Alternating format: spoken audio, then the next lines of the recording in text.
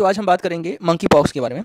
जैसे कि हम जानते हैं कि मंकी पॉक्स आजकल फैल रहा है। अफ्रीका से ये आया था मंकी पॉक्स, एशिया में भी अब आ गया है। डब्ल्यूएचओ ने इसको पब्लिक हेल्थ इमरजेंसी घोषित कर दिया है। डब्ल्यूएचओ डिक्लेयर्ड मंकी पॉक्स ने मंकी पॉक्स को एक public health emergency of international concern WHO ने इसको डिक्लेयर कर दिया है मंकी पॉक्स को।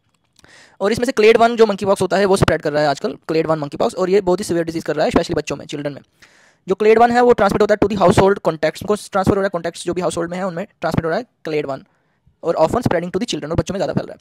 2022 में जो मंकी पॉक्स आया था वो क्लेड 2 था, माइल्डर फॉर्म थी उसकी मंकी पॉक्स की, क्लेड 2, और वो ज़्यादातर सेक्सुअल कॉन्टैक्ट से ट्रांसमिट हो रहा था। जो 2022 में मंकी पॉक्स के केसेस आए थे वो क्लेड 2 से थे। अब ट्रांसमिशन की बात करते हैं कि कैसे ट्रांसमिट होता है मंकी पॉक्स। ये ट्रांसमिट होता है, इसमें एक रैश आता है। जब तक वो रैश हील नहीं होता है तब तक वो स्किन टू स्किन कॉन्टैक्ट से ट्रांसफर हो सकता है, ट्रांसमिट हो सकता है। So until the rash is completely healed, then skin to skin contact, especially with rash, can transmit the monkeypox. So जब तक रैश है और वो हील नहीं हुआ है तब तक वो rash skin to skin contact से अपनी ट्रांसमिशन कर सकता है। इसके बाद अगर हम कुछ सर्फेसिस टच करें जिसको ऑलरेडी पहले ही मंकी पॉक्स के पेशेंट ने टच किया हुआ है, या फिर हम मंकी पॉक्स के पेशेंट के क्लोथ्स को यूज़ करें, या उसके बेड लाइनर्स को यूज़ करें, या टॉवल्स यूज़ करें, तब भी स्प्रेड हो सकता है मंकी पॉक्स। इसके अलावा रेस्पिरेटरी ड्रॉपलेट से स्प्रेड हो सकता है, एरोजोल से स्प्रेड हो सकता है।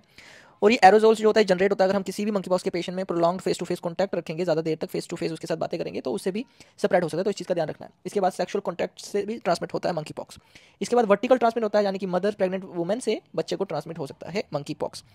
अब देखते हैं कि सिम्टम्स क्या क्या होते हैं मंकी पॉक्स के। जो सिम्टम्स होते हैं इसमें बहुत ही लंबा इंक्यूबेशन पीरियड होता है, 5 से 13 दिन तक आए, ज़्यादातर सिम्टम्स आते नहीं है, तो इनको ज़्यादातर सिम्टम्स 5 to 13 डेज तक नहीं आते हैं। इसके अलावा इनका इंक्यूबेशन पीरियड रेंज करता है from 4 days to 21 days after exposure. काफ़ी समय के बाद इनको सिम्टम्स आना शुरू हो जाते हैं, 2 हफ्ते के बाद ऑलमोस्ट। इसके अलावा जो पहले 5 दिन में जो सिम्टम्स होते हैं, जब ये फीवर आना शुरू हो जाता है इन पेशेंट्स को, तब फीवर आता है। इसके बाद पूरे शरीर में बॉडी एक्स होती है, हेड एक्स हो सकती है, फटीग यानी थकान महसूस होता है इनको, बैक एक हो सकती है, और इनके जो लिम्फ नोड्स होते हैं उनमें सूजन आना शुरू हो जाता है। तो ये कुछ लक्षण होते हैं कि अगर पेशेंट आपके पास आ रहा है फ्लू लाइक सिम्टम्स लेके, हेड एक्स लेके, फीवर लेके, फटीग, बैक एक, लिम्फ नोड्स में सूजन, तो ये सारे सिम्टम्स हमें ध्यान रखना है कि मंकी पॉक्स में। साथ में एक चीज़ का ध्यान रखना है, इसमें रैश होता है। वो रैश जो होता है उसमें वेसिकल्स बनते हैं। वेसिकल्स यानी कि एक छोटा सा पिंपल होता है, बाद में उसमें सूजन आता है, उसमें पानी बनना शुरू हो जाता है, तो उसे वेसिकल कहते हैं, वेसिकुलर रैश, और बाद में वो स्कैब बन जाता है। जो ये इन्फेक्शन होता है मंकी पॉक्स का वो 2 हफ्ते से 4 हफ्ते के बीच तक रहता है, और ये वायरल इन्फेक्शन है, खुद ही ठीक हो जाता है। इसके बाद अब हम देखते हैं रैश की कैरेक्टरिस्टिक कैसी होती है। जैसे कि मैंने बताया कि रैश एक पहले पिंपल या एक फर्म बम्प बनता है, उसमें फ्लूइड फील्ड ब्लिस्टर बन जाता है, बाद में वो पस बन जाता है। जब फ्लूइड में इन्फेक्शन हो जाता है तो पस फील्ड ब्लिस्टर बन जाता है, बाद में उसमें अल्सरेशन और लास्टली स्कैब बन जाता है। और ये पस्ट्यूल जो स्कैब जो होते हैं वो जब तक हील नहीं होते हैं तब तक वो इन्फेक्शियस होते हैं, वो इन्फेक्शन को स्प्रेड कर सकते हैं। जैसे ही वो हील हो जाते हैं तो इन्फेक्शन स्प्रेड नहीं कर पाते हैं। ये लीजन्स कहाँ पे दिखता है हमें? पाम्स में, सोल्स में, palms of hands and soles of feet में ये रैश हमें दिख सकता है। जैसे कि हम देख पा रहे हैं, पहले एक छोटा सा पिंपल होता है, बाद में इस पिंपल में पानी बनना शुरू हो जाता है, बाद में ये पस्ट्यूल बनता है, पस्ट्यूल फूट के स्कैब बना देता है। जैसे कि हम यहाँ देख पा रहे हैं, ये पस्ट्यूल है, बाद में इसमें फूटा स्कैब बन गया, अल्सरेशन, एंड लास्टली में नेक्रोटिक स्कैब बन जाता है। अब ट्रीटमेंट देखें इसमें। इसकी जो ट्रीटमेंट होती है इसमें यूजुअली माइल्ड होती है, ये केसेस ज़्यादातर माइल्ड होते हैं। मोस्टली जो पीपल रिकवर कर जाते हैं 2 से 4 हफ्ते में बिना ट्रीटमेंट के।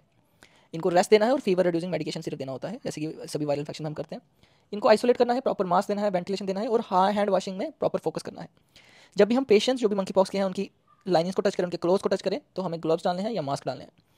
जो भी मंकी पॉक्स के पेशेंट ने लाइन यूज़ किया होता है, अगर हम उसको शेक करें तो मंकी पॉक्स जो होता है वो एयर में रिलीज हो सकता है, तो बाद में वो स्प्रेड हो सकता है। वैक्सीन की बात करें तो जो स्मॉल पॉक्स के लिए जो वैक्सीन आती थी वो 85% इफेक्टिव है in preventing the monkeypox, अगर हम उसको 3 दिन के अंदर दे दें ऑफ एक्सपोजर।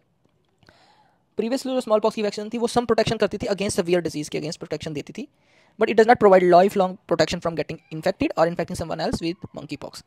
प्रीवियस जो स्मॉल पॉक्स की वैक्सीन थी वो सीवियर डिजीज के अगेंस्ट ही प्रिवेंशन दे सकती है, बट वो प्रिवेंट नहीं कर सकती फ्रॉम गेटिंग इन्फेक्शन या infecting someone with monkey pox. तो ये थी जो ट्रीटमेंट थी मंकी पॉक्स की।